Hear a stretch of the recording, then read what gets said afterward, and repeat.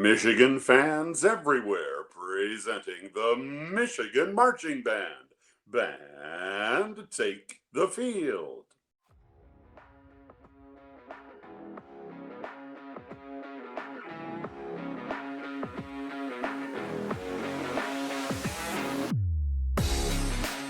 Hello, I'm Carl Grapentine, public address announcer for Michigan Stadium. Welcome to Into the Stands.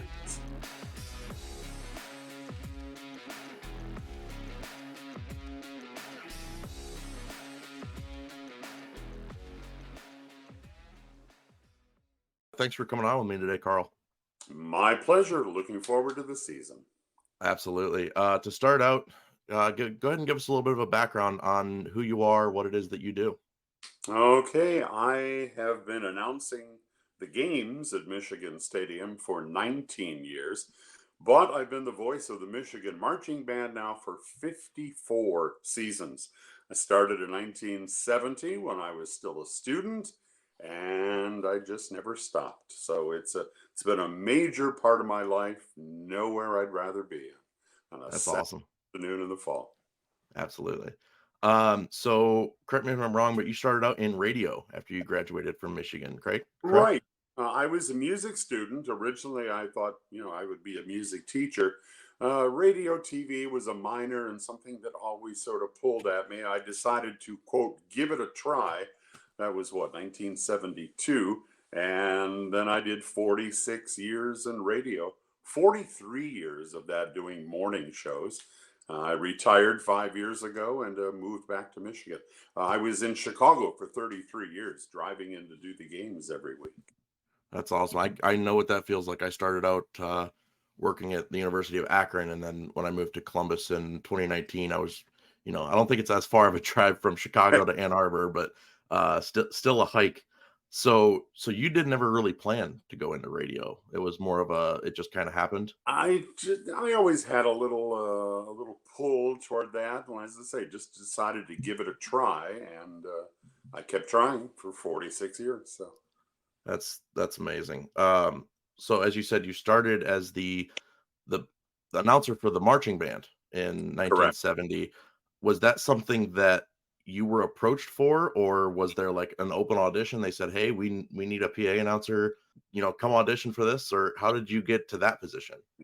I didn't march in the band, but I was close to the band. All my classmates were in band. I happened to be in orchestra, but I knew all the guys in the band. I knew the fellow who was the announcer in the 1969 season. He was a good friend and he graduated, and I just decided to audition for the legendary William D. Ravelli. It was his last year after 36 years at Michigan and my first year. Yeah. That's incredible. And so then I read online, Howard King was the PA announcer prior to you up until '06, and then he retired and you took his place. At that point, you had been doing the band for 36 years. Mm. Was the football job something that you had thought about doing, or was it something you wanted to do and it finally happened, or how did the football job come about? Good question and a good story, I hope. Yeah. I had never really thought about it, I don't think. Howard was a dear friend. He was in our wedding. Also, he had retired by then and had moved to Traverse City, Michigan. So we were comparing notes. We each drove about 250 miles, 500 miles round trip for every Michigan game. And we had been vacationing up in Traverse City in the summer of 2005, had lunch with Howard, said, see you in a few weeks. And then a week or two later, I got a call from the athletic department, said, Howard's in the hospital. He's going to be there for a while. Would you like to do the game? So I thought about it for a while. I had never done it. I fancied myself as knowing football pretty well. So I did the first three games of the 2005 season, filling in for Howard. He came back and did the last three. But it was difficult for him, and he announced his retirement. I remember the Ohio State game in Ann Arbor. We were ahead, but Troy Smith had a big fourth quarter. But that was Howard's last game. But Bruce Mate, the sports information person, came to me and said, Howard's retiring. do you want the job? If not, I'll post it. And I thought about it for about a day and I said yes. And so I count 2005 as my beginning because, as I said, Howard and I split that season really. But yeah, officially 2006. Okay. And have you missed any games since the '06 season that I you're mi- aware of? I missed one for a medical reason in Gotcha. 20 and 2014. Yeah. Okay. Gotcha. Because I was doing the math, and since 1970, Bo Schembechler was the coach back there.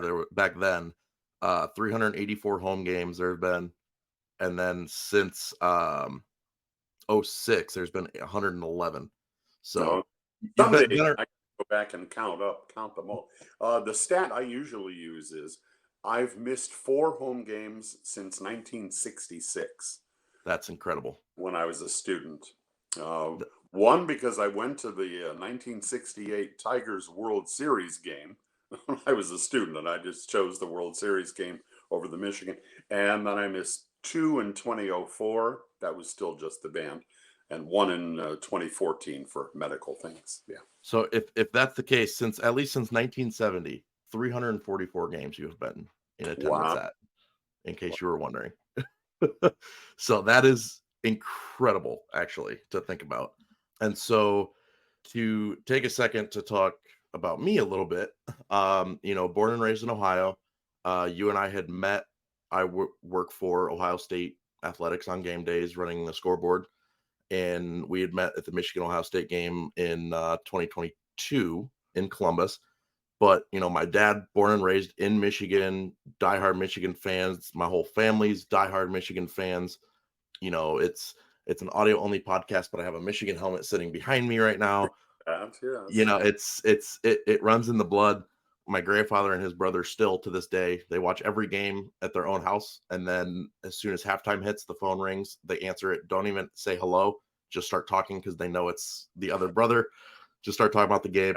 It's something that was kind of interesting to me because my first game wasn't until I was 12 in 2008. I went to the Michigan versus Miami of Ohio game, and one thing that I was really excited about was the band. My dad grew up as a trumpet player. He always, talked about the band. We always loved when, on the rare occasions when they would show the band, doing the marching M down the field before the game or whatever like that. And it was funny because growing up, we actually had a marching band CD from Michigan, Okay. and it had all your introductions on it and everything like that. And so I'd never been able to hear you in person until that day, and then getting to watch you announce at Ohio State was just incredible for me. I stood there and actually took a video off to the side, and I still have it on my phone. Absolutely love it. Makes me laugh every time I watch it, and you can hear the boos when the victors starts playing. Of Um, course. but you gotta love it. So are we able to hear your signature band introduction? Sure. Actually, it changed just a year or so ago. After I don't know how many Okay. days. We changed just the opening sentence to be more inclusive. So it is now. This is like for the pregame show. Yeah. Michigan fans everywhere presenting the Michigan Marching Band. Band, take the field. I love that. I can't tell you how much I love hearing that. I because it's, with, like you said, with the exception of the first sentence, it's been the same since I was a kid, and Well before my time too. So I love it. So how does it make you feel, or what kind of thoughts come to your mind when to know that you're someone whose voice is the backdrop to so many memories for people like I have, and just even a couple years ago, I was able to take my grandfather to, a game. He's 87, and hearing him talk about, all the, I remember coming to the stadium when it was level with the ground, and just talking about all the different building, and just knowing that you've kind of been the voice behind, in the background of all that. it's amazing when I do the math and realize, first I was the same age as the kids in the band, and then eventually I was old enough to be their father. Now I'm old enough to be their grandfather. And to think that they all, grew up listening to me, I mean, ever since 1970 and since 2005, and I'm the only voice that comes out of the speaker. So it's just a tremendous honor to be part of that great tradition. Yeah, I couldn't imagine. I'm somebody who, when I work games, nobody knows I exist unless I mess up, and I like to keep it that way. I couldn't imagine being the voice in front of 110,000 plus people. Um, When you but say you do scoreboard, do you do the clock too, or is that somebody else? I only do the scoreboard. Okay. There's somebody else who does run the play clock, and then the Big Ten sends an official for every game for the game clock. So Okay. that the Because game they have, clock is run by the Big Ten. and some rules have changed on that this year. Yes. Yeah. Yes, So they have. So I'm happy I'm not involved. okay. I just have to worry about where the ball is on the field. Very good. So mentioned it a little bit before. The stadium has changed quite a bit since you started. What do you think of the changes that have been made? Are there any that you like more than others? Any, the new scoreboards are going to be incredible this year. And is there something that you think would be a good addition to the stadium if you had a say? Hmm. Well, as you said, it used to be almost level. People would drive past Michigan Stadium and they'd see, oh, maybe 20 rows of bleachers and a press box. But then you walk in and it goes down 70 more rows. So it was 90 rows originally, then a slight expansion in 1998. Then 2010 was the year that the renovation opened. The press box, boy, I don't have square footage figures, but it at least quadrupled, if not quintupled in size. I mean, it's just massive compared to that little box we used to have. And then they built a mirror image on the east side of the field as well, which is mostly suites and premium seating. And there's a banquet hall in there for receptions. People love to come in and have their event looking over the stadium. It's nice. Absolutely. So, I mean, it's great. The sound bounces a little better. It used to be, since it was totally open air, that the sound just went up into the air. Now it has something to bounce off. The big change for me was the speakers used to be on top of the press box on the west side of the field, pointing east. And so there was no delay. Depending on how many people were in the stadium, there might be some echo, rolling around. But ever since 2010, the speakers are now in the north scoreboard. And that took some getting used to because that's such a massive place. I say it and then I hear it coming back at me in this gigantic PA system about a second or a second and a half later. And Yeah. I'm used to it now. I've done it to 12 years now.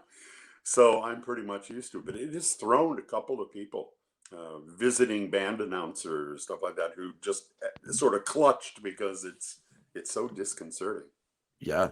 If Wes goes up there this year, I'll have to make sure he he Well, prepares for it. Wes has done it a few times now. He's got it down. But yeah, no, I know that was one thing that Bobby here at Ohio State, we always had the windows closed because it just eliminates that echo. We Because always it have can make a difference. Yeah, we always have the windows completely open. It's just I just feel that connection to it. Well, if it's really cold, we'll keep them closed until kickoff. But it's just got to be. That's the way we do it. So Yeah. Yeah. I mean, personally, I'd prefer to have them open, but I don't get to make that choice. yeah, So, been doing it for a while. Do you have a game day routine, and what does that look like? yeah. I arrive at the press box. I aim for 2 hours and 15 minutes before kickoff, whenever kickoff is, because I do an announcement at the 2 hour mark saying, the gates to Michigan Stadium are now open. Welcome to the big house. Enjoy your day, et cetera, et cetera. And then the next 90 minutes or so are setting up my charts and, the pen and the binoculars and everything. Usually finding either someone from the SI department of the opposing school or sometimes their radio broadcaster to double check some names on the roster. There are so many names that you just never know. It could be this way, that way. And a lot of times they don't think about that the first name might be a problem. They just look at the last names and try to phoneticize it maybe in their press release. Uh, the biggest challenge, well, since I've been doing them now 19 years, we've played Hawaii twice. And that was the one. We had a guy with 11 syllables in his name. I wish I could Meki Kamani Kalei Wahea or something like that. It's incredible. So I got them all. I nailed them, but it was a lot of work. That makes JT Tuamui-Alao at Ohio State easy. That's right. This will be yeah, I'll be Um, prepared for him this year. Yeah. oh yeah. And then the final question I have regarding what it is that you do, what is your favorite part of being the voice of Michigan Stadium? Well, for 30 plus years doing just the band, it was easy. I mean, I was, the band prepares, it's rehearsed, it's to the second. I knew what I was going to do. But then adding the games, suddenly it's a lot of work. Instead of spending the game time, schmoozing or having a snack or something, I'm working. And but it's a challenge, and then it feels good when it's when the challenge is met, and we know we only made one or two errors on things. Um, the most thrilling part is still doing the band because that's more that's rah rah. But doing the game is a real privilege and responsibility, and love being there, looking out over, walking in there 2 hours before the gates open and look at this empty expanse and know that 2 hours later, we'll be doing it. And Yeah, you can prepare for the game too. I mean, I do with the rosters and charts and numbers and all, but there's that nervousness because you can't prepare what you're going to say like I can with the band because it depends on what happens on the field. yeah. So I've spent all this time preparing, and then the first thing is who's going back for the kickoff? Who are those guys? Can you see that number? Is that 82 or 80? And it's just tense right off the bat. Yeah, it definitely is. Because even, just running the scoreboard, we're all involved in helping the PA announcer. I don't know what the setup is at Michigan, but here at Ohio State, all of our scoreboard stuff's on the first row, PA announcers up behind us, and as soon as they take the field, we're all yelling out who's doing what, who's where, and all this stuff. So Right. it's definitely a team effort, for sure. It But is. so that was my final question I had on being the voice of Michigan Stadium, but I do have a couple of extra questions. Sure. Everybody that we have on, we ask them the same questions, just to kind of have a little continuity between episodes. We call them the power play questions just to keep them hockey related in some way, shape, or form. Okay. So first, what is your favorite sports venue that you have been to? Whether you've attended a game or just, seen it, what's your favorite venue you've been to? I'll never forget the first time I went into the press box at the Rose Bowl. I mean, that is something I'd grown up seeing on TV for years. And of course, those were the simpler days when Michigan and Ohio State would play, and whoever won went to the Rose Bowl. It was just that Yep. simple. It's not anymore. So I've been to 16 Rose Bowls, but it's been 16, 17 years now since Mm. since we've been, just the way the bowl games have worked out. So being there for that was exciting, and of course, in a way, it's most fun to go to Columbus, to East Lansing, to South Bend, the big games, the ones that mean something. I mean, being in Columbus, yeah, as you said, I'm getting booed the whole time, and people would yell at me because I have a little M on my sweater or something. But that's what it's all about, the big game. Absolutely. Yeah. I have a feeling I have a feeling I know the answer to this one. What is your favorite venue that you have worked in? Other than Michigan Stadium. Yeah, yeah, I mean that's the most comfortable. We would really have the best seats of Absolutely. any of the places that I've worked. Boy, I've never been to some bowl games which were in pro stadiums, and the PA announcers literally in the end zone at one end of the field. That's game and band announcer. I don't know how they do that. I That's think they very different. spend most of the time looking up at the scoreboard of the video and getting their information from that. But that's Yeah. tough. I mean, we're right next to the TV booth, so I'm on about the 45-yard line, and the window's Yeah. wide open, and it's a great place to be, and it's exciting, as I say, to be in the opposing stadiums or something big like the Rose Bowl. For sure. What is your favorite sports memory? It could be a game that you watched. It could be, a game that was special to you because you went with somebody who meant something to you. Right. Favorite sports memory? I was there the night the Tigers won the World Series in '84. The Michigan band was there that night. We played before the game, Game 5. That was exciting. And I would point to a few Ohio State games, Michigan State games, and Notre Dame games. Really, those are the ones. The triple overtime against Michigan State in 2004. Unbelievable comeback. And I suppose if somebody said, "What's your favorite call you've ever done?" I suppose it would be the final two plays of the 2001 game, which were simply Cade McNamara downs the ball because it was all set. So Absolutely. wasn't an exciting play or a reverse where I had to keep track of everybody, but it meant a lot, Just obviously. nice and easy. And then Yeah. the final one is, if you could attend any sporting event, what would it be? Good question. I've been lucky. I've been to 2 World Series, 2 Super Bowls, and then all the big games in football. I guess a national championship game is the only thing left. Yeah.